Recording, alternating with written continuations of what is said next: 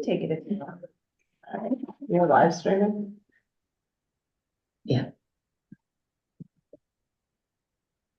All right. Well, welcome everyone. This is the April 23rd meeting of the Advisory Committee on Racial Equity, Inclusion, and Human Rights. We will go around the room and just have everyone introduce themselves so that we can have them recorded for the minutes. Leanna Fellis, Chair. Katie Bryden, Vice Chair. Catherine Robinson, Associate Director, Humane School Nursing. Jason Caniff, Director of Peace Studies at UMaine. Evelyn Morosco, High School Representative.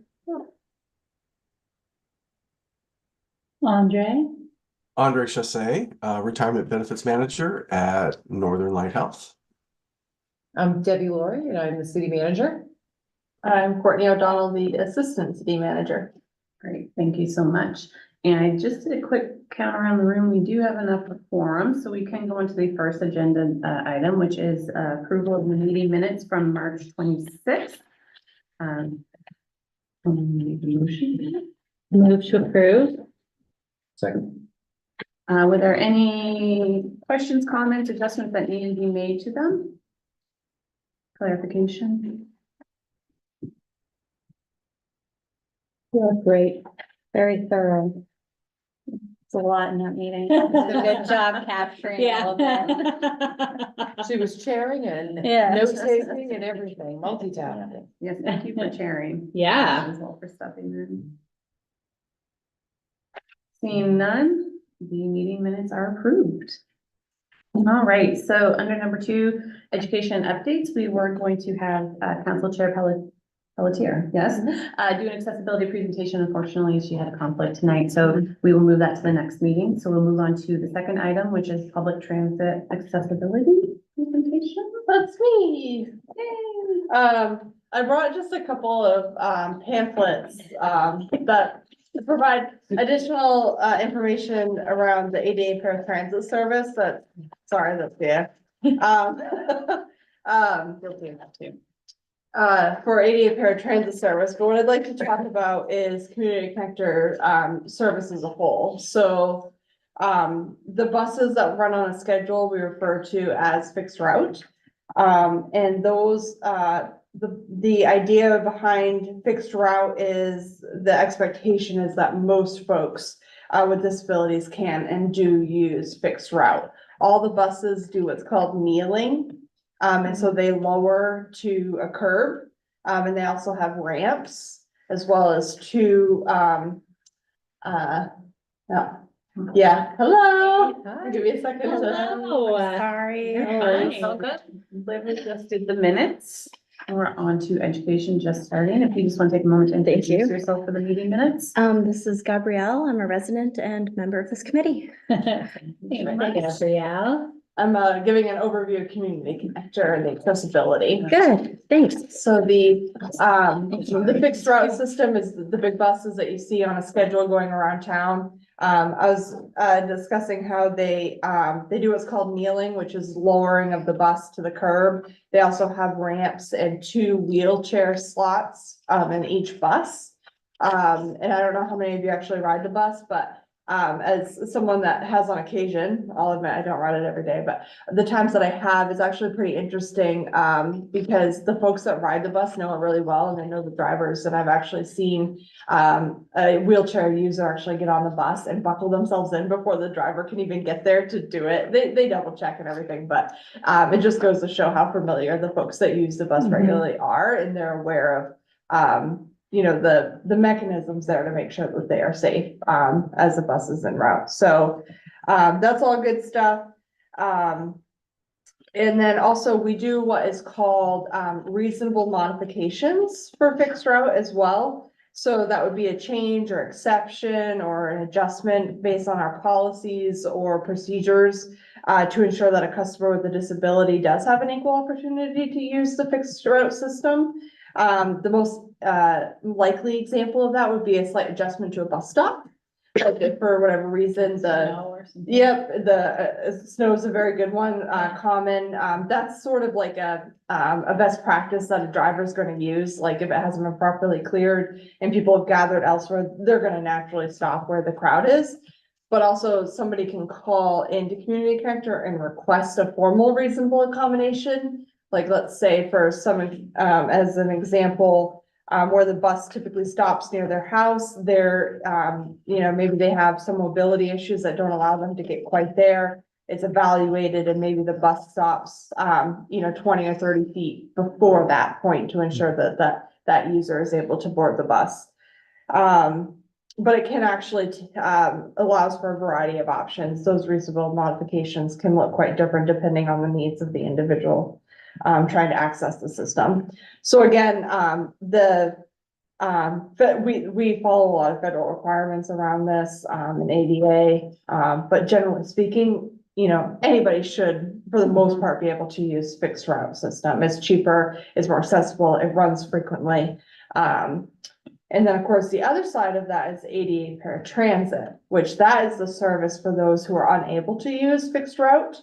And that is, there's an application process for that. And it is basically like a curb to curb service. So, somebody that has qualified for it can call and say, I need, a ride to this location. We don't ask the reason or anything like that. It doesn't have to be medical or anything like that. They need a ride, we give it to them. We book it in our system and, we have a few different vans depending on their mobility needs that would go pick them up at their, residence and take them to the appointment and then return. There's a fee for that. It's $3, one way. So it would be $6 round trip. But again, we can't ask the nature of the trip. And our demand for ADA paratransit has significantly increased. I think we're up to 7 vans now.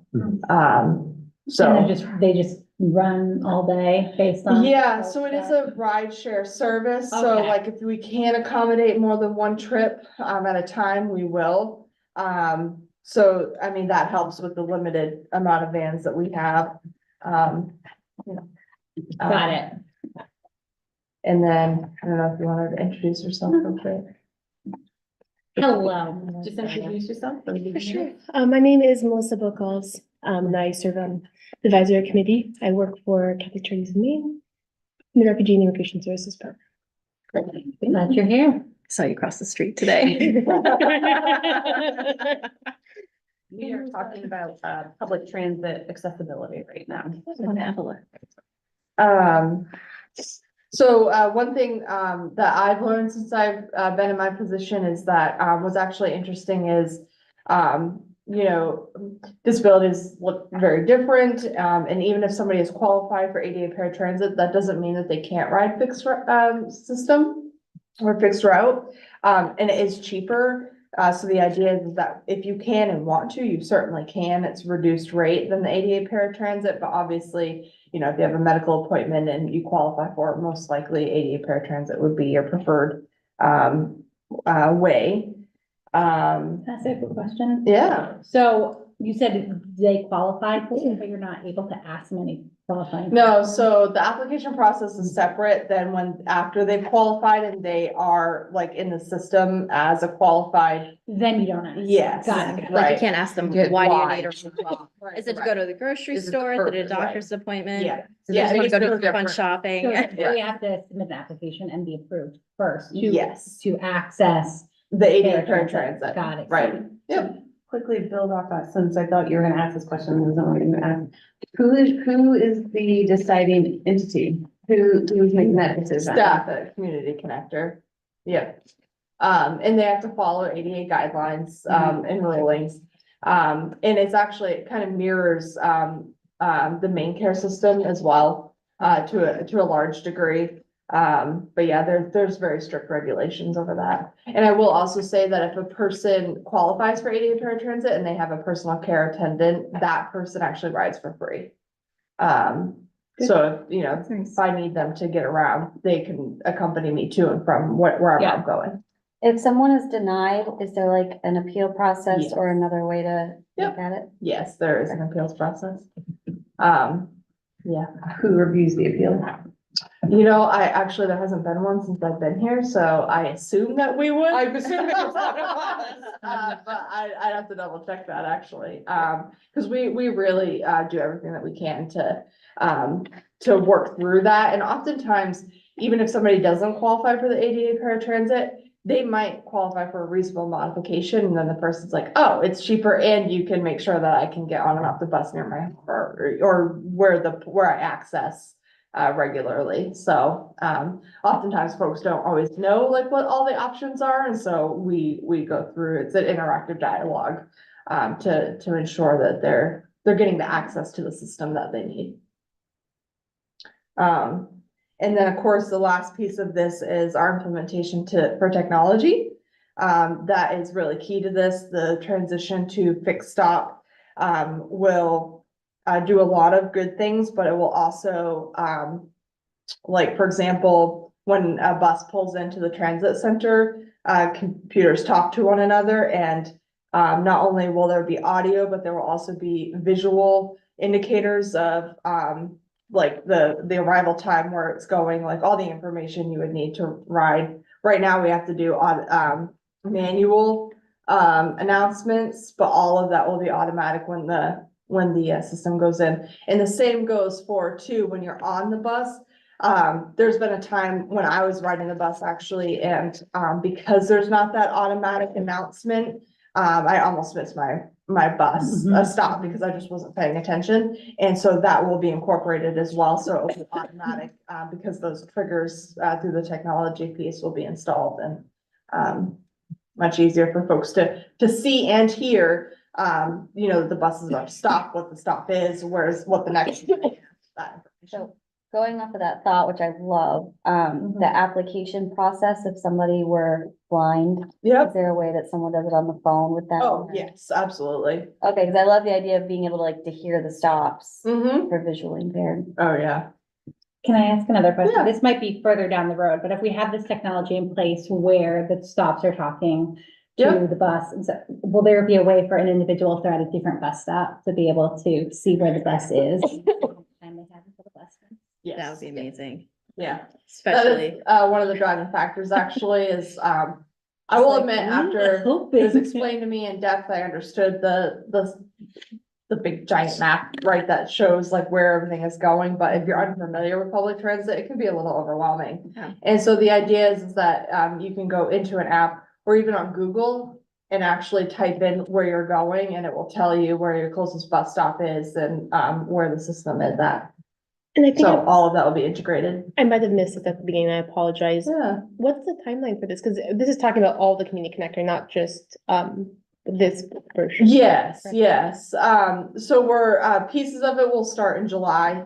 But within the next year, we hope that it will all be implemented and talking to one another, and, you know, kinks will be worked out and things of that nature. And I think, yeah, I think also the Google Map thing is super helpful. Mhm. It's a bit of, to be honest, a shock for me when I came here, because I've traveled a lot of places and I always can travel with Google Maps and have public transportation like in Google Maps. Mhm. That's how a lot of people learn to travel. So having that on Google Maps too, where you're like, I just want to get here to Hannaford. How? Yeah, and we really hope too that will boost ridership, which of course It will. is just fantastic It across the definitely- board, so. Yeah, a lot of good things happening. Yeah. Can you tell me a little bit about the training that the community connected drivers receive? With regard to, because they have a lot of training, a lot of it's mandated by FTA, a lot of it is like blanket, training, like sexual harassment, things like that we require. So since we're focusing on disabilities, so Mhm. developmental disabilities, actual physical disabilities, you know, Mhm. there's a variety of needs that kind of come with that. So Mhm. what kind of trainings do they receive as related to those populations? That's a great question. I'm happy to follow up on that. I know there's more specific training for ADA paratransit drivers because they're obviously directly assisting these folks in and out of their vehicles. As opposed to, you know, a lot of fixed route, they're just pulling in and then back out again. So I suspect that there's a difference in the level of training that each different or category, if you will, is receiving, but I'm happy to look into that and circle up. Yeah. Yeah. Can I ask another question? Yes. Please. Thank you. So, obviously this integration, this is key, right? In order to make it accessible and especially folks that aren't from around here being able to use our transportation, which is amazing. Is there conversation about, language accessibility folks? Yes. Okay. Yeah, and in fact, I think we recently had a conversation about that.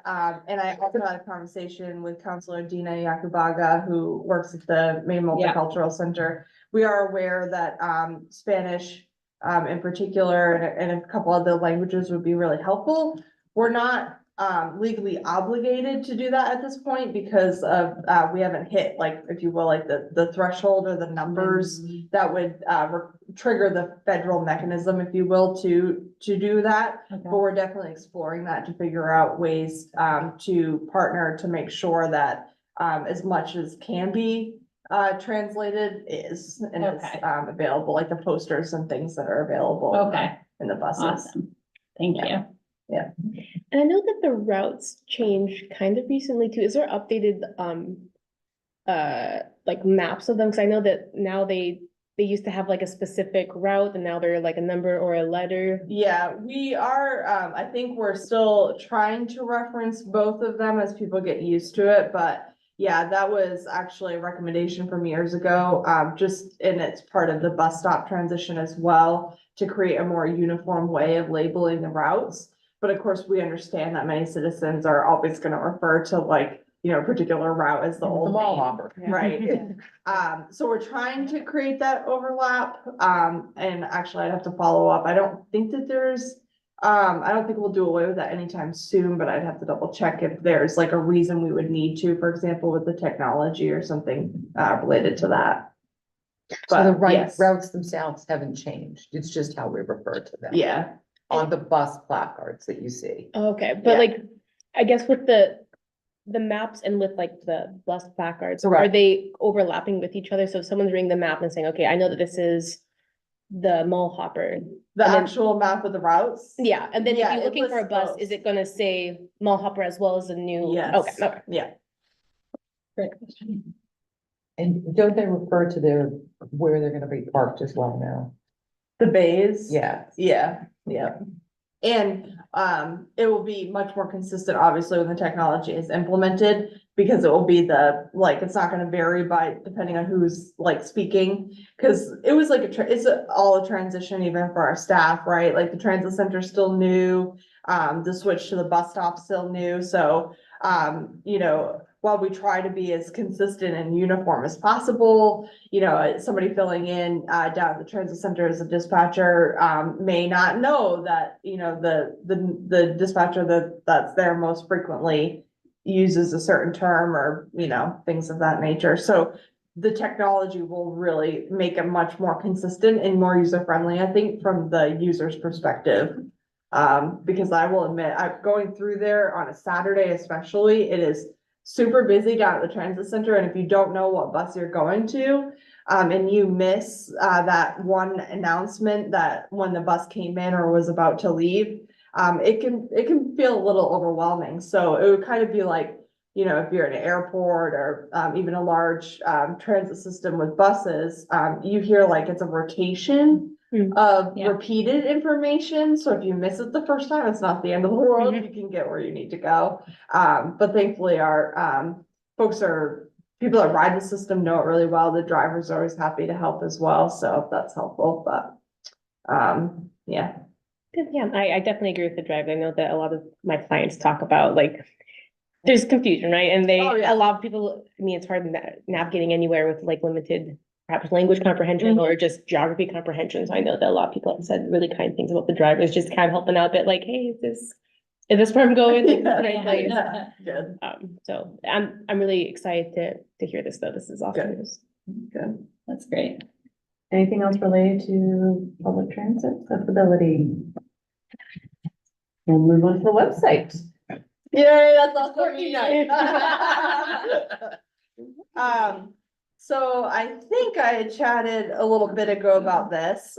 We have now officially kicked off the process. And I have a little bit of a better idea of where we're at and where we're going. I will say that, I meant to do this ahead of time, but time got away from me. So after this meeting, I will send you all a link to, different website designs. And if you want to look through that and, send me back feedback around like what you like about the design, what you think, is user friendly, what's not, like, you know, it could be as simple as like, I really like the contrast of colors over here, or I like the placement of the buttons here, or, you know, any feedback you might have, just make sure you tell me which, because what they are, they're sample websites that they've created for different municipalities. So like, I like Duluth better, or whatever it is, I'm compiling that internally and with all of you. And we'll be meeting, back with Civic Plus, in the coming weeks to kind of nail down what we think is best for Bangor. So, I think the deadline would be by Monday, May 6th in the morning, if you can get back to me. Hopefully it gives you guys enough time to kind of look through and see what you like and what you don't. All of your feedback would be greatly appreciated. And then, Thank you. we are also as part of the website redesign, we are, because right now, the way we send out notifications and also how people report service requests is all kind of the same system, and all of that is being replaced by Civic Plus. So what's called See, Click, Fix should be implemented sooner rather than later, and that's kind of the first step. And that's the service request system, which hopefully will be much more streamlined. And Right- user friendly. and user friendly. And we're trying to, right now, one of the things that we're digging into is, on the data end to see like what categories, based off of the existing list are people using the most frequently. Cause I don't know if you've ever reported, a service request change, but if you open up the drop down menu for the category, there's like dozens, which I think is a little overwhelming for a citizen to decide, like, I don't know, I'm gonna pick this one, like, so we're gonna try and streamline that a bit. And all of that will be adjustable as we move forward too. So if we roll it out and a category is not working or we need to add, we can do all of that. But what's great about See, Click, Fix is, it allows for, you pick a category and then it will ask you follow-up questions. And hopefully those follow-up questions give staff the information that we need. And also prevents us needing like a million different categories to make sure that a service request gets where it needs to go. And it will also allow for, easy communication back and forth between the person that put in the request and staff as well. So hopefully that increases the amount of communication around, the concerns and requests that are coming through that system.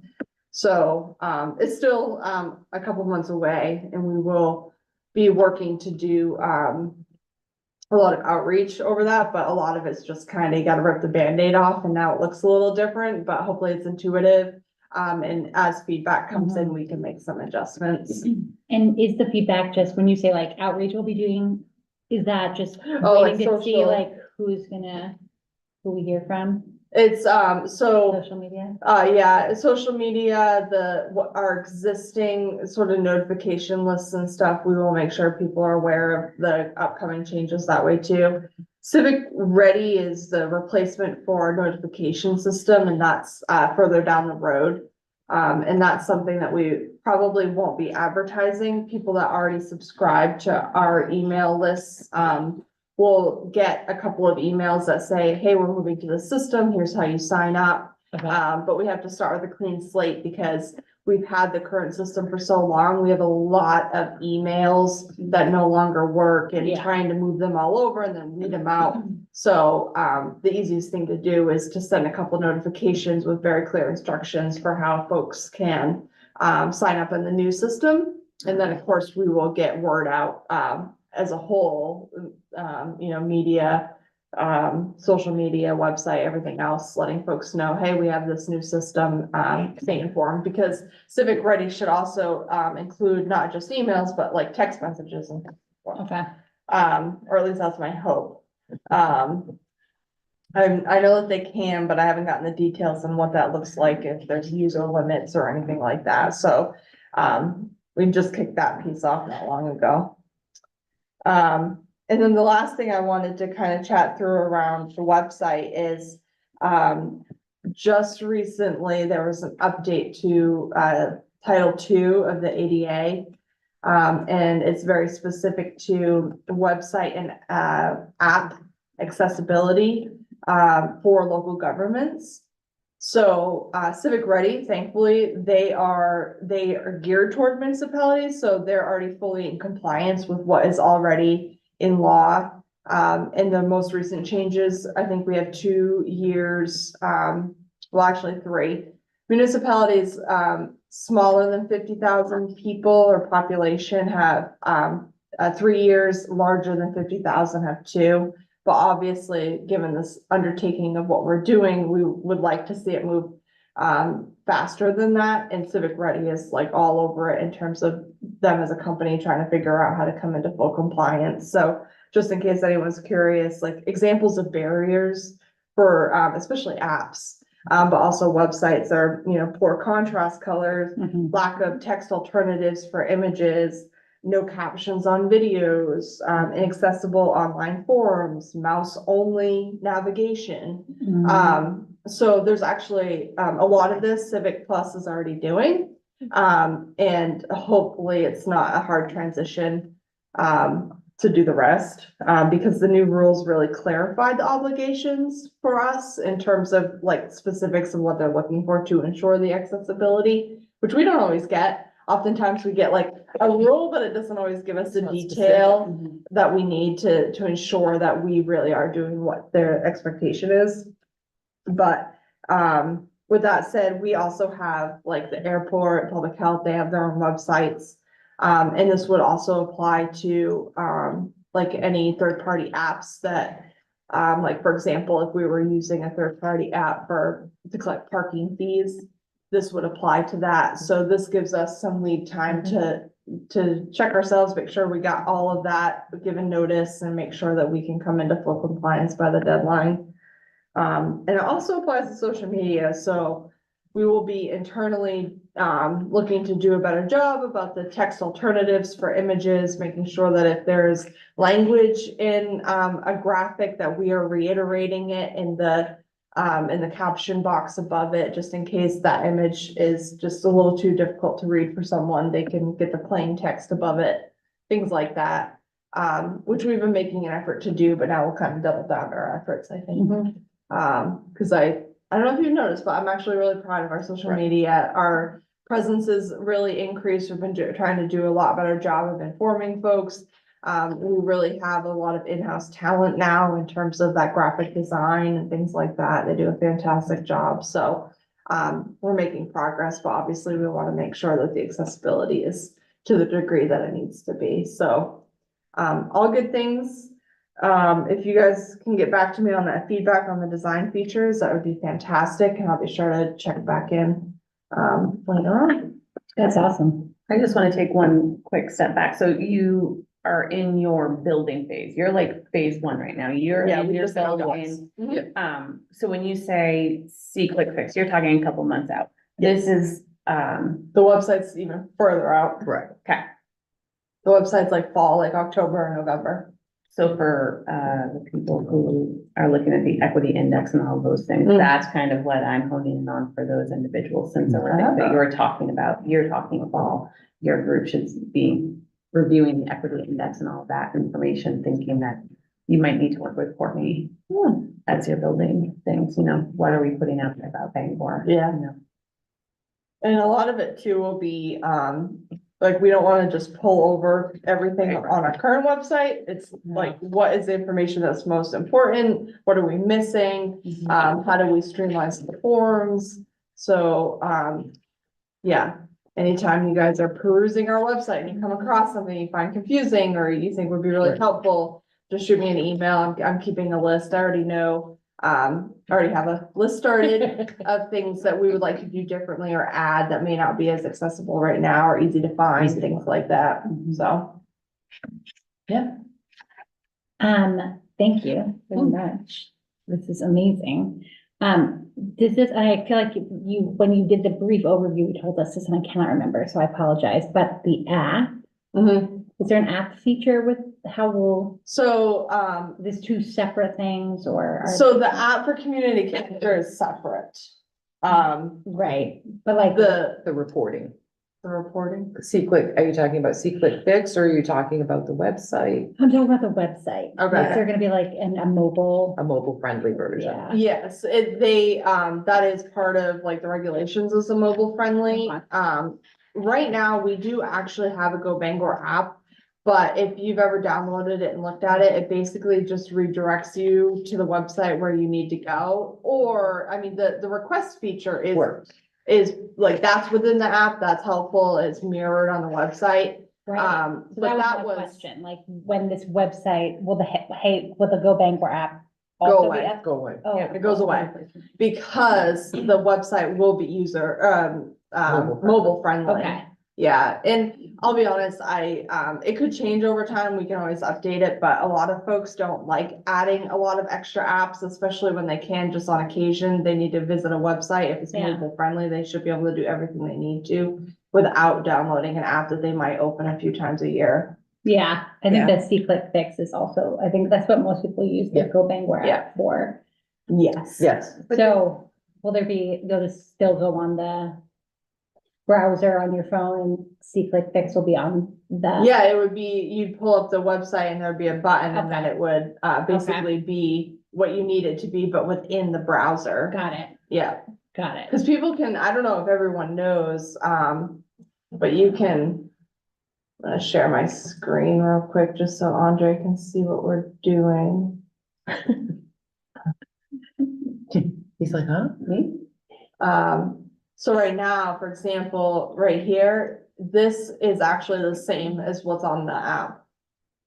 You can go through this process, and submit a service request, and it mirrors what is on the app right now. So in theory, with the updated website, you would click on the C-Click Fix and it would bring up a mobile friendly version of what you would have gotten Got on it. an app. Got it.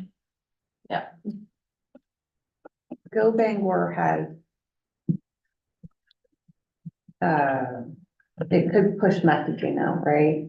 So that's what, That's the notify. so right now, we only have the email subscriptions. And like, you could put like a banner up or whatever, but, really, as far as I can tell, our Go Bangor app was the solution to the fact that we did not have a mobile friendly website.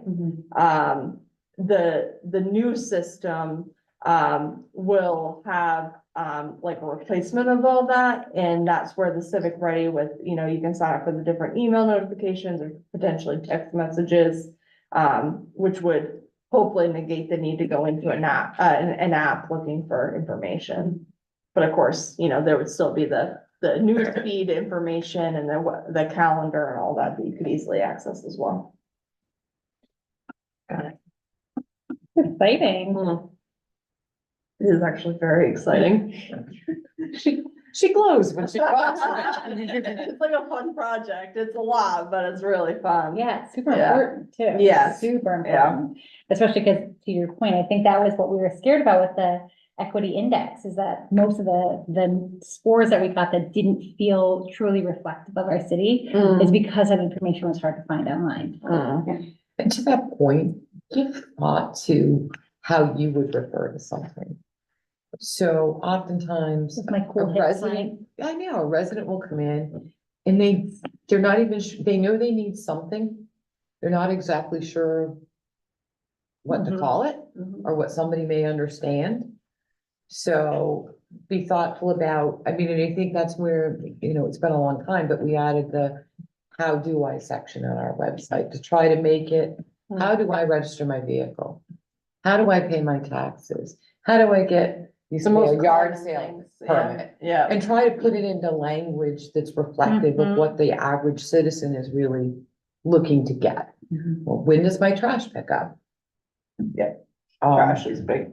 Trash is big. So thinking about sort of those common things, as a resident, what's the one thing you're looking for, asking for, and is it language that Yeah. translates across the constituency? We used to have boards that told people treasury office is on the first floor, the city clerk is on this corner. Well, but What does that mean? that didn't mean anything to an individual walking in. What they wanted to know is, I need to get a birth certificate, where do I go? Birth certificates go here. You don't need, it doesn't matter what department or what Yeah. office it's in. Yeah.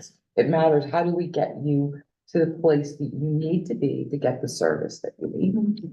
I would, just to piggyback off that, does the current website or the future iteration website, is it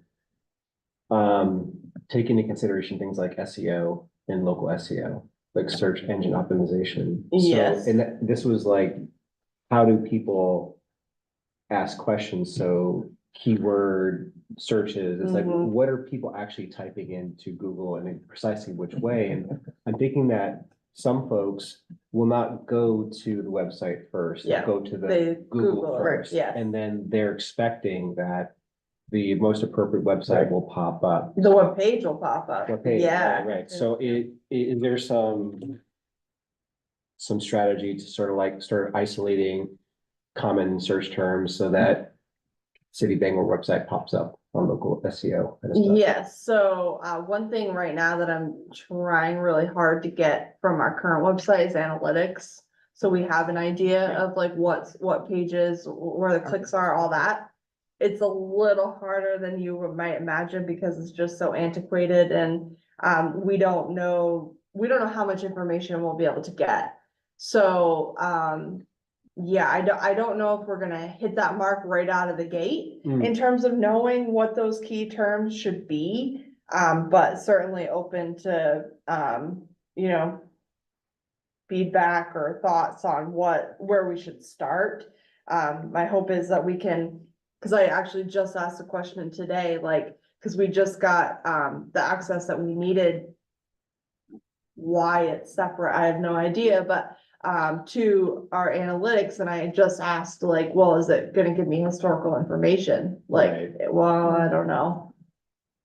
So we're hopeful, because if it just starts when we get in there and moves forward, it's not, it's not gonna be as cumbersome or comprehensive, I should say, in terms of where people have been clicking. But I know Civic Plus takes into account Google searches and like all that, because you can get a lot of analytics that way as well, in Mhm. terms of, people searching City of Bangor marriage license, trash or whatever, but I'd argue that our individual departments all know what the hot topics are Right. within their areas. Yeah. So hopefully we can get Yeah. at least a good starting point that way. But yeah, it's, we're not really sure. With the semester being over soon, I'll have all kinds of time on my hand. If I find myself getting bored on a rainy day. Yeah.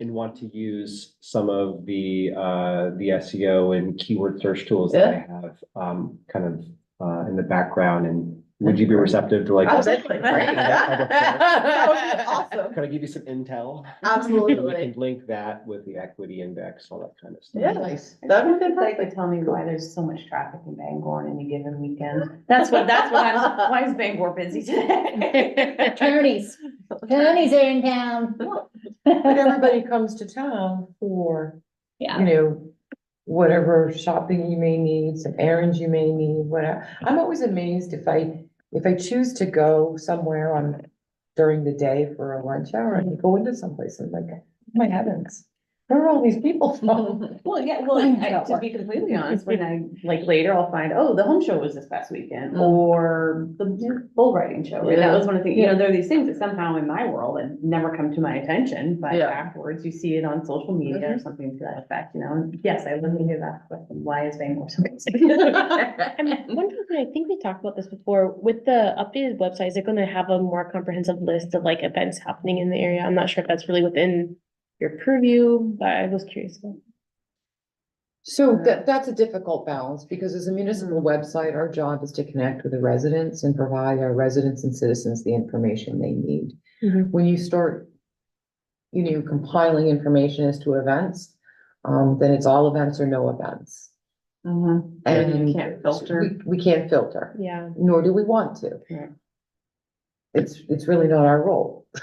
Yeah. So I do know that I know it's an item that the Cultural Commission was interested in, The calendar. that they've done a calendar, so there is an individual locally who's done a Bangor events calendar.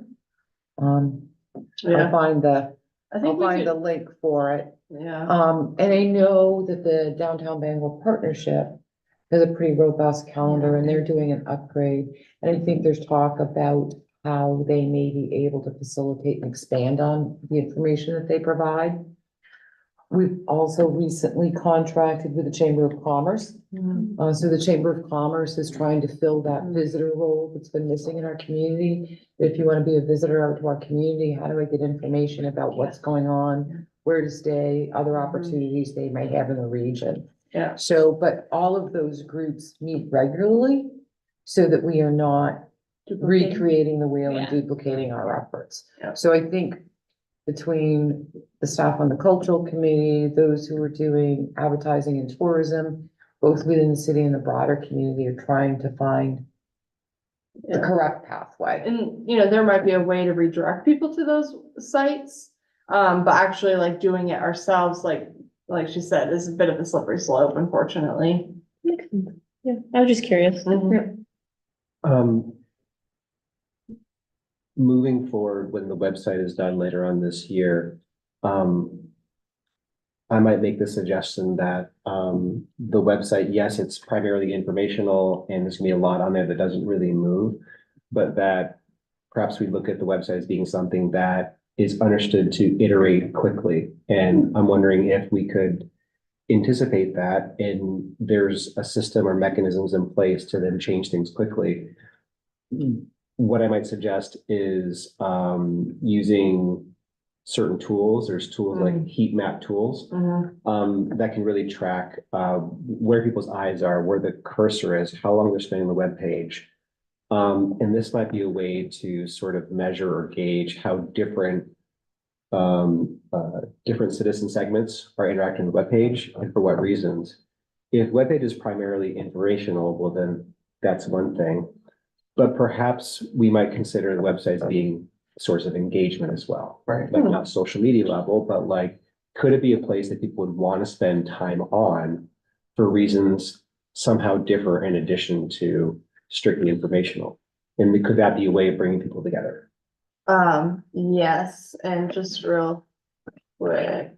Nope, don't need to look at that.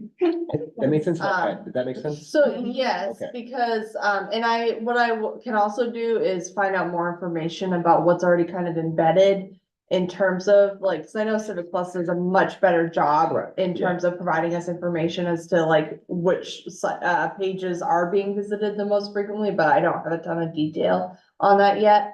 I just want to point out that, you know, as part of kind of that design feedback that I'm requesting is, and what I've heard from some other department heads is that they like that interaction. So like the sliding, you know, information or photos that kind of draw people in. But I will tell you that with our existing website, we actually have to reach out to a third party to replace that. those photos. Oh, no way. Yeah, That's how antiquated it is. We Okay. can't just easily go in and swap those out. So that's why like this Yeah. is so limiting right now. And we'll have full control over that with the Okay, new good. one. You can be nimble. Right. Yes. That's And I just wanted, because I'm so excited about this stuff. So they also will offer something called department headers, which for me, Community Connector and Parks and Rec in particular really need one. So what would happen instead of like our existing, where you know you have the basic information and all this stuff, this page would actually you're still within the city website, but it will look like full Parks and Rec. So all these headers would Go away. change based off of Like Parks that. and Rec and what they're offering and doing. Super. So, like if you're only interested in Parks and Rec, for example, like you can find the information and the programming and things much easier than when it's like living page within page of what Yeah. we have right now. And the same for the Community Connector, I think, in terms of, you know, the folks that are going to that page, they should have an easy way to get the information that they need for that service. So just having like the headers be able to change and lay out differently will, I think, make it much more interactive and intuitive, and user friendly. Wonderful. Yeah, That's very really encouraging. exciting. yeah. It's really, it is Because kind of there's exciting. something about that not changing that can be confusing in and of itself. Right. Wait, am I looking at the right information? Because I'm still on the Bangor website and I thought I was, you know. Yeah. So that's really exciting. The only upside to it being as antiquated as it is it gives us a lot more freedom to say, we're starting over. Yeah, yeah. Yeah. Mhm. So it is a little bit freeing to Yeah. not think you have to just start Bring with that what you along, yeah. have. Yeah. So always looking for the silver lining. Yeah, and actually, I mean, I would invite, any of you, you know, in the coming weeks, if you just peruse our website, and if you have any feedback about, like I said, the content, what information you think should be more prominent, or, you know, I think this is missing, let me know, because that is all very valuable feedback. Will you be doing some sort of marketing around when you consider the website launched? Oh, gosh, it was. I mean, we'll definitely be doing communication, specific marketing, I don't know, we haven't had that conversation yet. I just think, you know, some of the conversations we've had previously is how are we attracting people, you know, here? So I'm thinking of Airbnb people or landlords or Mhm. something, you know, is there something that we can easily download off the website that a new tenant or someone coming to visit could scan a QR code, hey, come learn about Bangor or something to that effect, or residents who are just buying a house, like a new house packet, or here's a thing for Ooh, the that's A website. good new idea. house packet is something that the Mhm. prior economic development director had started. Yeah, Because the one thing people don't know, they don't know what day their trash is. They don't know, you know, the parking, let's talk winter parking regulations. yeah. I Oh, mean, good let's. Lord. Okay. All right, I'm not sore 1,000 bucks spot. Sore spot. So, you know, and, oh, you know, if I own my home, what are the property tax due dates? And if I bought my home mid-year, That would. how come I didn't get that? colleges, right? Mm. You work with the, student life offices, you know, if they need that bus info, or if they're, Right. you know, those are just really Right. easy touch points. Yeah. And if you have Right. an easy brochure download or something Right. like that. Mhm. Um, And we are fully staffed in our community and economic development department for the first time in 15, well, Couple of years, right? yeah, almost 2 years. So they're pretty jazzed to be taking on some of the projects that have been sort of limping along and stagnating. So that's a good one to bring back up to Ian. Yeah, I will say that while we haven't thought like formal marketing, like if there was like a list of organizations or agencies that you all thought that we could just shoot an email off to, like, hey, this is what we did, you know, these are, you know, this is where I think information would be really helpful. Let us know if you have trouble. You know, that we can certainly compile that, and also remind folks, like, you can also set up the notifications and things too. Yeah. So we could kind of wrap in like a welcome to Bangor, here's our new website, thanks for being a part of our community, sort of an outreach. Yeah, there's definitely, I hadn't thought about it until this moment, but that there's definitely, it's newsworthy, you know, Right. I think perhaps, and there could be a little bit or a lot of a PR Yeah. campaign around this, right? Sure. So I'm sure the BDN would be interested, other publications perhaps, and when that happens, then what we're looking at is probably the largest increase in traffic to your website that you've had in a very, very long time. So like, Yep. attention is the new currency everywhere. So you'll have the attention, you'll have that currency. How do you want to convert that? And so you could think about, well, what do we want to do with that? If we wanted everybody coming to the website, just like it's a new restaurant in town. Oh, let's go check it out, right? Yeah, Okay. Check it Is out, there a yeah. specific purpose that could be created, and what might that look like, and, you know? What makes me stay? Yeah, I mean, maybe we want them to do something, sign up for something, or. I mean, Yes. Not buy Well, something, I but gotta get like, on those alerts. Yeah. That's us. The Yeah. notifications, You know, if yeah. you drive them to the website, you have that immediate pop-up, like, Yeah. hey, have you updated your email with us? Would you like the Yeah. newest information? or- tired of getting towed in the wintertime? Join our newsletter. I'm gonna add Winter Park to my updates, by the way. Yeah. Oh, that's all good stuff. Thank you all very much. Thank you. I've also paid some tow fees this winter, just not On my a own. first name basis with Union Street. so- All right, so Thank you. last under education updates is the housing dashboard. Yes, and Courtney's been having all this fun. We decided to make a dash. So- Just to remind folks that, the city council has, designated, this current year as a year of housing. So I just wanted to make sure that folks were aware that we continue to update our housing progress page. I'm gonna move you up here. So obviously, we just completed our third quarter. Winter in Maine is not typically when we have a whole lot of dwelling units under construction. But we did have 8 units that became completed. Year to date, we're at 85 units. We did update, I noticed too, we actually have a new housing person. So I will talk to them about how to more appropriately title the type of housing. Why is this not updated? They didn't get the updated start dates in there for.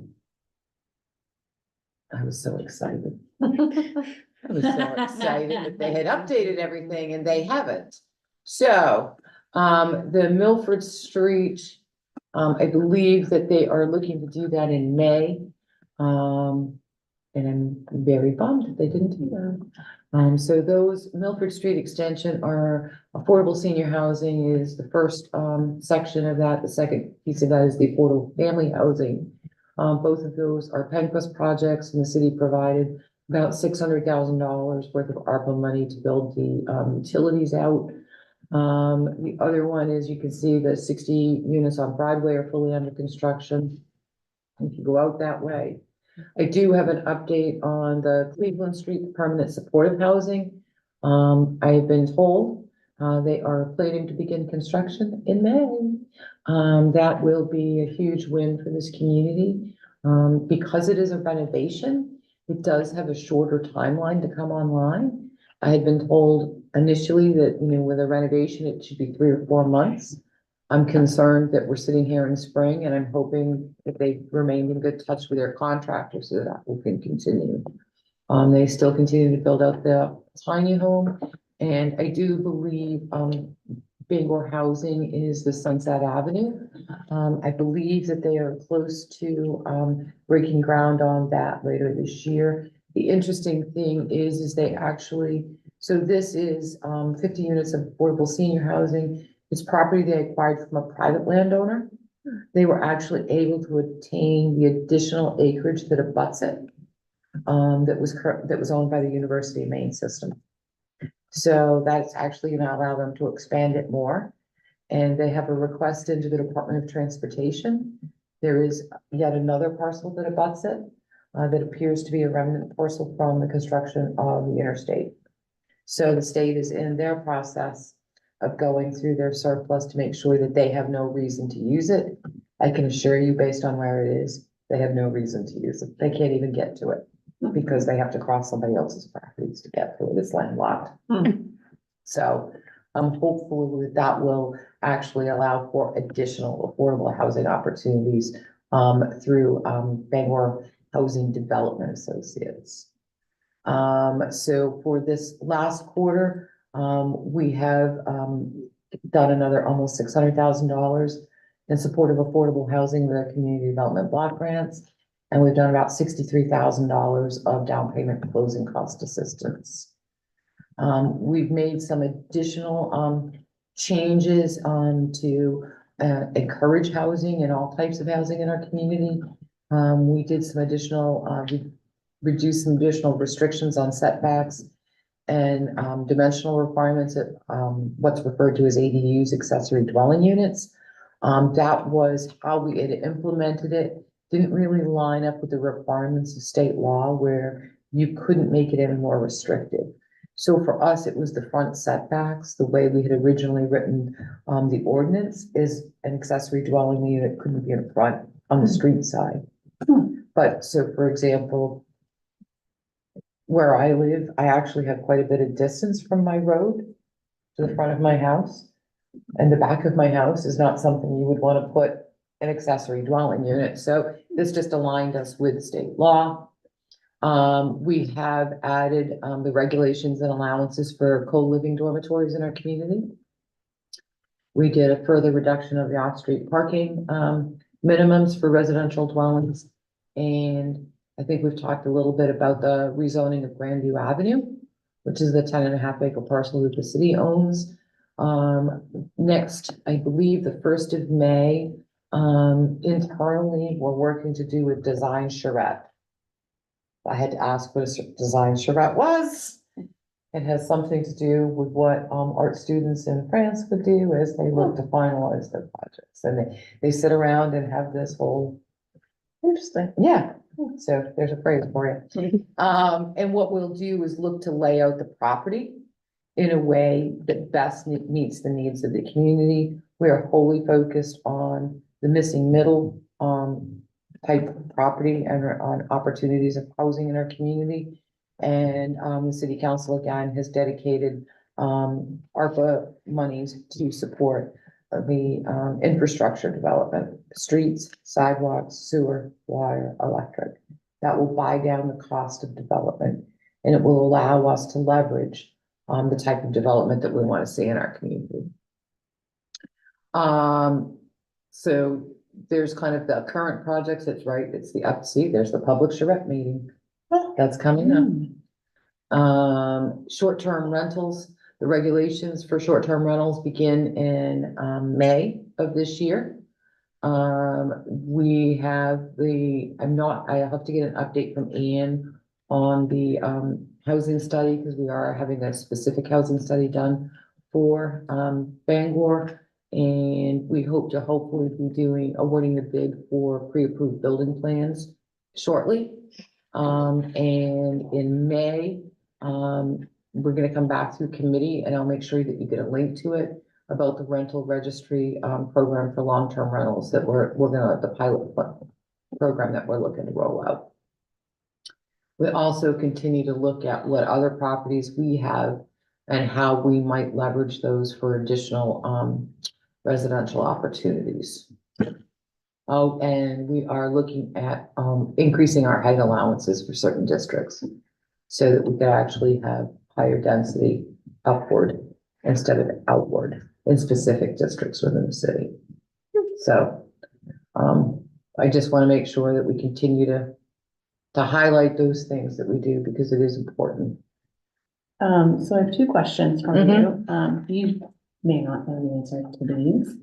Do you know what the average rent is right now? I don't. Okay. And do we know what the average housing price is right now? Average housing price, no. I could tell you probably the answer to both of those. It's not good. Yeah.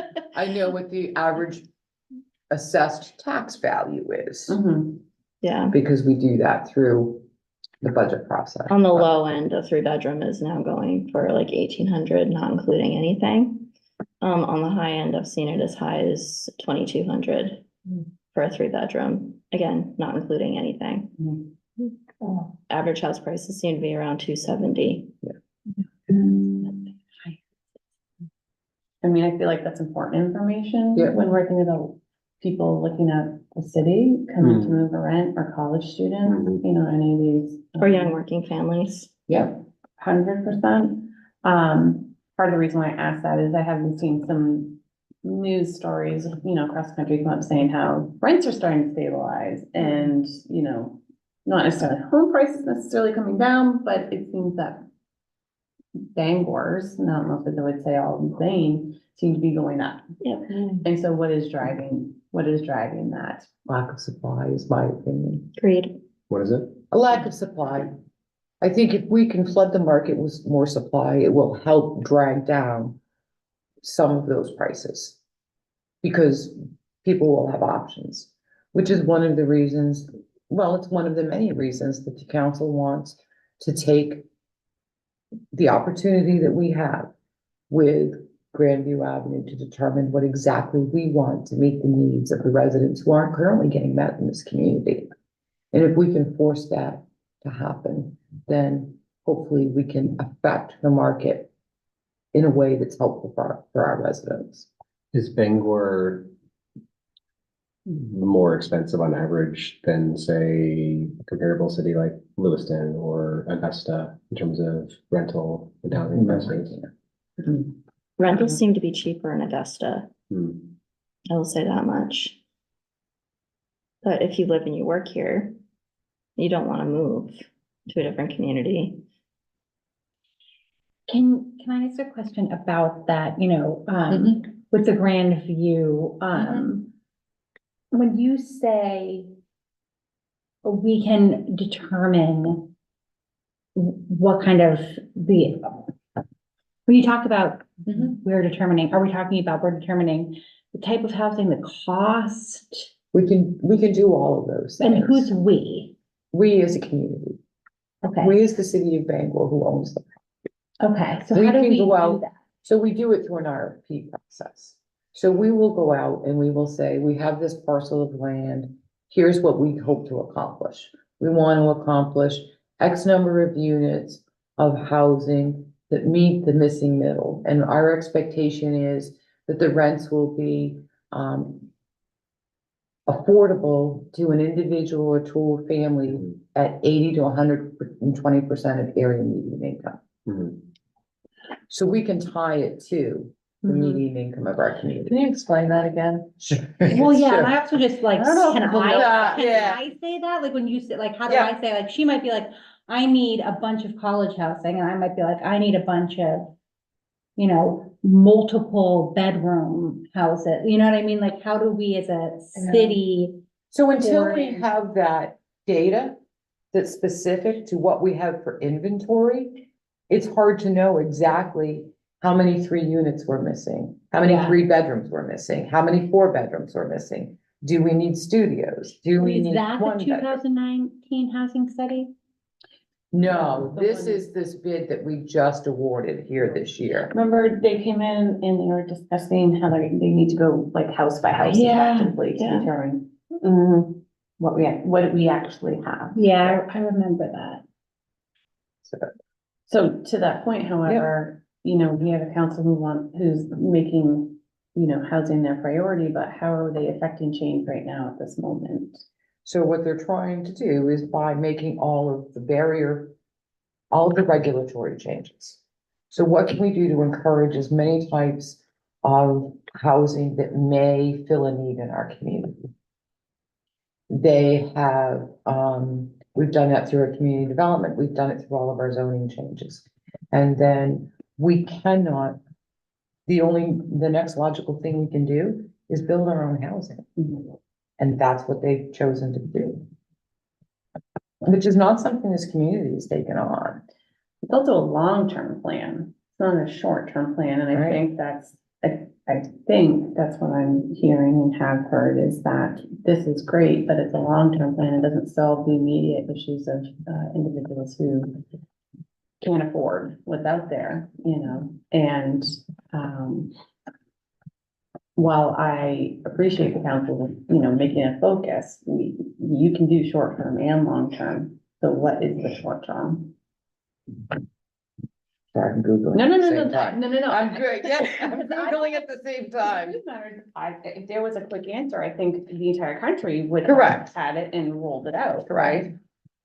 I know at one point in time, the discussion on the registry was, the idea of transparency. If you're charging someone X number of dollars, what's actually covered in this rent, If some people will not rent from individuals if there's a huge profit margin that they're seeing being made on that, because they'll cite things like heating cost and things like that to what Gabrielle was saying, you know, her take is that, you know, there's greed involved, and I think. And we've I'm sure heard- there is some. You know, I think one of the things we've heard is that I don't know the numbers, I think this will be interesting to see how this actually plays out. How many are out of state or corporations that have come in and purchased these properties and who don't actually have a stake in the community and follow through on these properties? I think that would be interesting statistics as well, and how much of that's driving the numbers. Unfortunately, I think you'd have to look broader because I think that's like a trend across the country. It is, Investment firms snapping up. 100%. Yeah. you're not wrong. Yeah. Sorry, I was buggered because it's like we throw around the. I know we 80 to do, and I'm glad you do 120%. mention. And I personally, I have a hard time So- remembering exactly what that even means, so. Right. Well, So- yeah. Her to explain it. Right, Right. so the average median income, according to the census sources for Bangor, is $52,438. So if you were trying to find property that meets the missing middle, which is a household, or, because I mean, that's the median average income, 80 to 120%, 80% of 52,438 is 41,950 a year. 120% is 62,926 a year. So people that earn within that. Correct, range is what correct, you're because that's angling kind of the for. sweet spot where you're trying to find, because what you hear.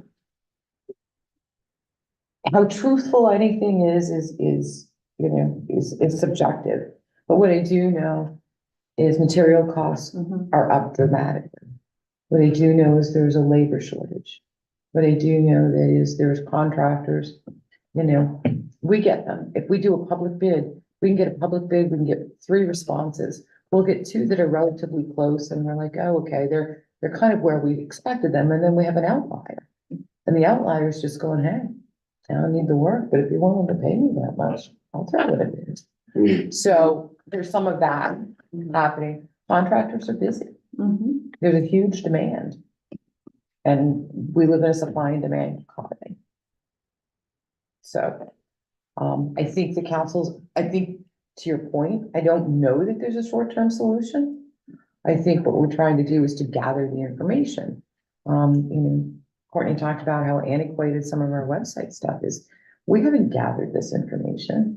The information was gathered and has evolved over time just based on why it began. So for example, we're in the middle of a citywide revaluation. So during that, it's gonna take 2 full years for them to complete that process. And what that does is that will give us that data, but we want the housing study. We can't wait the 2 years.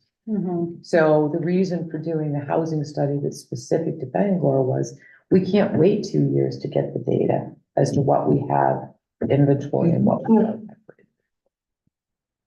Because if you don't know what you have, then you don't know what you're missing. But what we do know is, as slow as it is, you know, subsidized housing is getting built. It's slow, it's expensive, and there's a narrow pipeline, but it is getting built in our community. We do know that market rate rents are getting built in this community. But if you look, a number of groups have done the math as to, if you look at that 80 to 120% of area median income, for example, what the cost of a rental unit would be, what a cost of a home ownership opportunity would be. And you look at the cost to construct it, and you look at what you would have to charge for rent, or what you'd have to charge for a sale price, and the affordability it's upside down. Yeah. So we continue to support, you know, working with, for example, Habitat for Humanity. How can we find space for you to be able to construct that from scratch? Some of these senior housing projects, is that an opportunity for a senior who has been aging in a home, who perhaps is larger than they need at this point, but they have no place to go? The whole continuum of housing is stuck. Yeah. I would also offer that, you know, these, communities, whether it be manufactured homes or whatever, you know, yes, they're owned by private companies, but the rates that they're charging for that is also increased exponentially. I mean, look at Florida, they're now, was it Florida? One of them, they're completely evicting the entire community. Was it more? It was, I didn't see that, but I saw the concern expressed by two of the parks in southern Maine. Yeah, And when you think about it, I think one of them was in Old Orchard Beach. yeah. And that's, I mean, you could almost see Yeah. what the intent would be there. Yeah, Yeah. You know, so that's, you know, another Yeah. mechanism, Yeah. you know. Because I think the more, we've talked about this several times, which is, you know, when you need a home, you know, there's opportunities out there that exist in different ways, but just people are being priced out of There, everything, there. everything. And I think they really did think that as they continue to ratchet up from a policy perspective at the federal level, I think when they thought about how they continue to ratchet up interest rates to slow, inflation, that it would slow down the buying, and it hasn't. yeah, You know, I'm very thankful, you know, I don't have to go get a 7% mortgage, Mhm. so. Open to any and all thoughts, but we're trying to do everything that we can to actually identify what we're lacking and how we could do something different. And frankly, the city determining it's gonna undertake selling and improving a property specific for residential is, we've never done it. so when will that study, the study, obviously, I was awarded the contract in Yeah, January, how? I gotta get that update as to where they are. Okay, That was the other thing. and who's, did you, It's HR&A Associates. right, but, Oh. yeah, I thought you said Anne, I'm sorry, Ann Krieg, Economic Development. yeah, she had. Yeah. Could she come to? Yeah. Give us an update, that'd be awesome, Yeah. that'd be really helpful. He was coming for me. She does. Yeah. She does. She does. Workman. Is there anything else about the housing dashboard or No. questions related to any of that? No? All right, so we have no policy this month. We're gonna move on to subcommittee and working group report outs. Anything from accessibility? No, but now that we have this homework, I'm very excited to be able to see when Courtney sends us the Link to the lines? Mhm. Yeah. Mhm. Yeah, that's gonna be really awesome. Anything from events and education? The hike for the homeless was on the 6th. I know there was discussion about getting signed up for Bangor Pride. Does anyone want to provide a report out for that? I will say at our last meeting, Gabrielle was tasked with signing us up, but I don't know. We'll wait for her to come I back. think Yeah. she's had a lot going on. Yeah, I think we just have annual review of city calendar as just a holding. Yes. For always. Anything under the human resources, training, hiring stuff? so in our last meeting, wasn't it that, Dana and Superintendent Taker, Right. were here to talk to us about how, their hiring processes and resource, isn't that right? Were they sharing? I feel like Dana had information that she shared was specific to what they were doing for hiring. Because we were like, oh, well, you have this entire department and apparently we have a spend down. Can you share with us what you're doing? I remember asking for it, yeah. Yeah, So maybe just get some follow-up on that. Hmm. She did send me something and I didn't. It's not included. It's entirely possible. Yeah. I can't get, oh my, there it goes.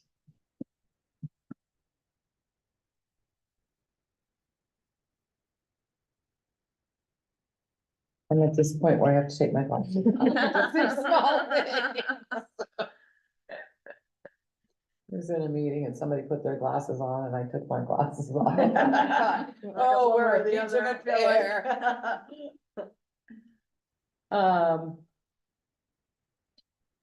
So they did share, because I thought it was also to try to tell us how they had kind of transitioned that's true. With From- using their, from their committee structure, because they Yeah. started with sort of the broader, larger committee and then moved to the subcommittee Yep. structure. And so when I looked at this, I'll send this along. I've got it So I will just need to make sure I add it to your, Thank you. yep. Anything from the housing subcommittee? Any crickets? Equity index, any update from that committee? I did have a question on that. I know, we talked about kind of digging in deeper into kind of certain numbers that we missed, like Mhm. what did we miss? How easy is it to fix those things that are missed and what is the doability of that? Would that be something we'd revisit in this meeting? Because I kind of like looked into more of it about like more of the index. I'm just wondering if we'd bring that up again to talk about it. Yeah, like this is Sure. like your report out time, and Yeah. I can share that. That'd be amazing.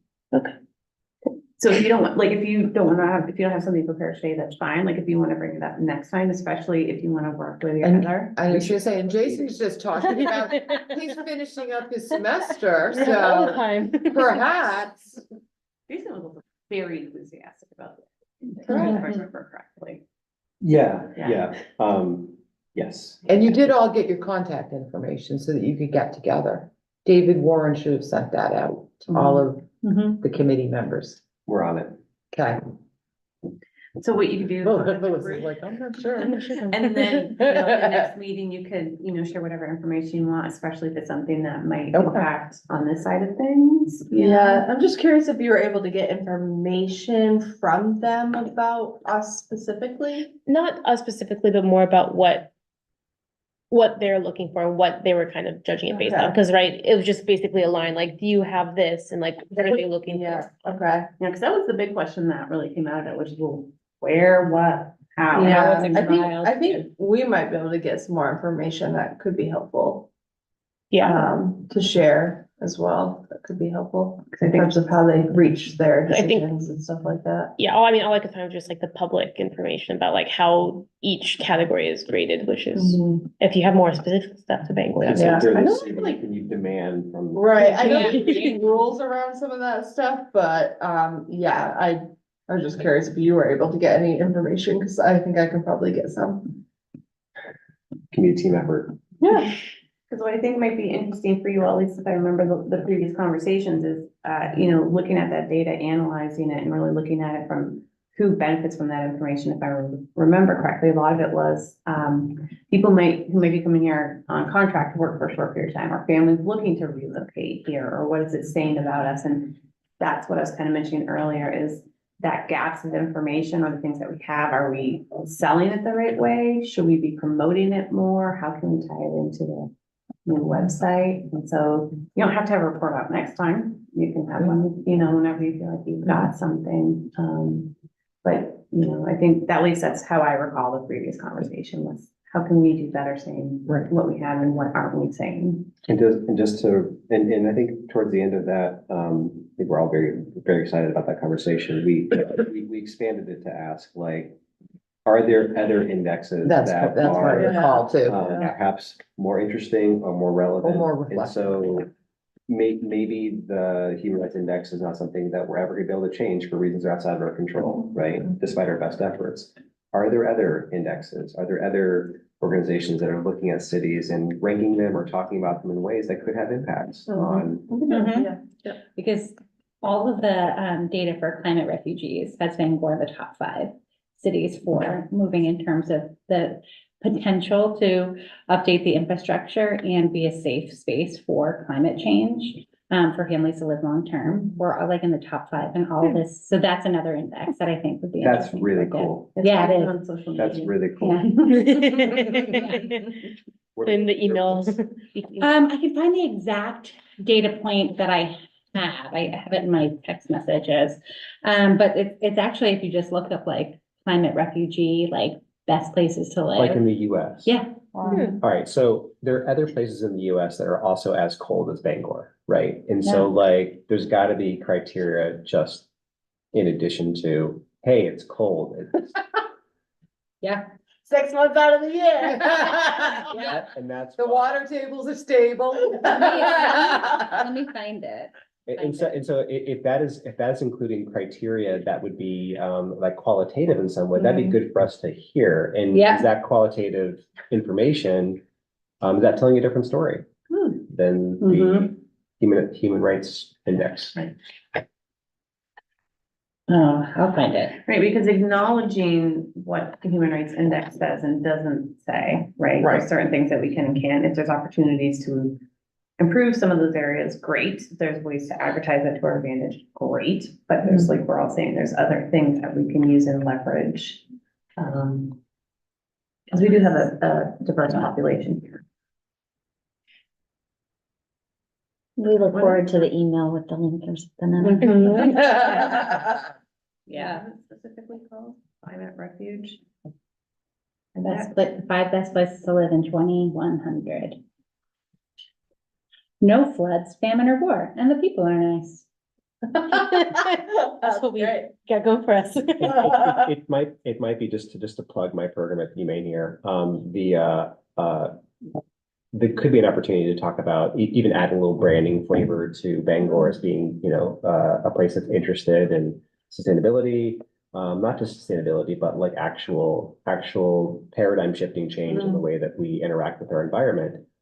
Peace Studies, we have now restarted our permaculture program, so graduate program in permaculture, eco villages, sustainable communities, and there's a big there's a lot of energy around that right now. So we're piloting a whole certificate program in that. So there's gonna be a lot of people in the area thinking about how do we live differently? How do we build more sustainable communities with this sort of eco focus. Like that, Yeah, climate havens. that's another word for it. I'll find it. It's giving me a paywall right now. So hold on. I'll get there, guys. I'll get there. All right. Okay. That's it for subcommittee, working groups, and Gabrielle comes back, we'll ask if there's any update on Pride. Was there any other business from committee members that they wanted to bring up today? Any non-manager updates? Sure, so, obviously, Councilor Pelletier will be at the next meeting for the accessibility. I know Robin Stanicki wants to come back and check in as well, and we might as well bring Ann for housing and make it a Lollapalooza night, Love it. if you will. Okay. Everyone drink their coffee beforehand. Yeah. Right. And to your first name basis with Union Street Towing, one of the things we talked about, as we wrapped up winter operations is let's relook at what our winter approach is gonna be. So that work's gonna happen over the summer. So perhaps As a premium rent paying downtown resident, I'm very much in favor of that. as my rent paying son in the downtown of Bangor, who he and his significant others' cars get towed and. It was that last storm. And right? they call, I already heard It was this. just a lot. I wasn't expecting. At 7 o'clock in the Christina did morning, that and nowhere. I'm like, No, What are you doing? but to the city's credit, I think it was the last storm or the one before that. The Bangor Police Department decided not to tow the cars that did not observe the winter parking ban. They just gave us tickets. So whether that's because no one was There were working too that many. night. no, I think we are trying to find the correct balance, shall we Okay, say? so that was Yes, yes. so we're gonna talk about winter parking. Coming up, so for those of you who are, interested, we have released the proposed fiscal year 24-25 budget that is available on the city's website. I think we still have it on finance, right? Yeah, so under the departments to the finance page, you can find our currently proposed budget. The council began meeting last week to review, the budget proposals. They are meeting. Tomorrow at 5:15. I'm gonna spend another night with Katie tomorrow. And so they're gonna talk about the school department budget tomorrow night. And they're gonna have those meetings every Wednesday, through basically the end of May. As we all saw, the state budget did pass the legislature. The governor has signed it. Now we're waiting to see what kind of details come out of it as to, obviously, there's always a lot of conversation about the larger things.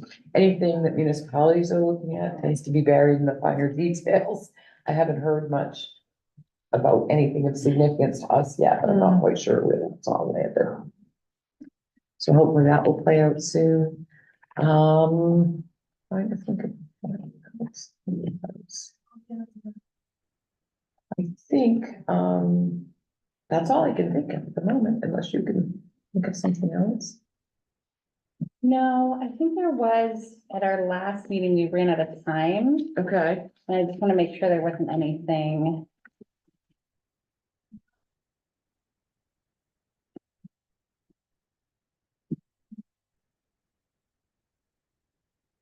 Got enough down here. No, I think that, I don't think there was anything Good. pressing. Obviously. Right. If there isn't anything else, I think we're gonna be order. Can I get a motion to close the meeting? I motion to close the meeting. Second. I don't see anyone opposed to any of the meetings, so if